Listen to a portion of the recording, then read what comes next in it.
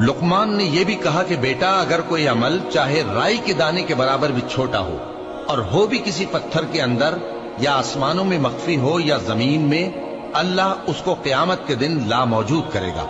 कुछ शक नहीं कि अल्लाह बारीक बीन है, खबरदार है।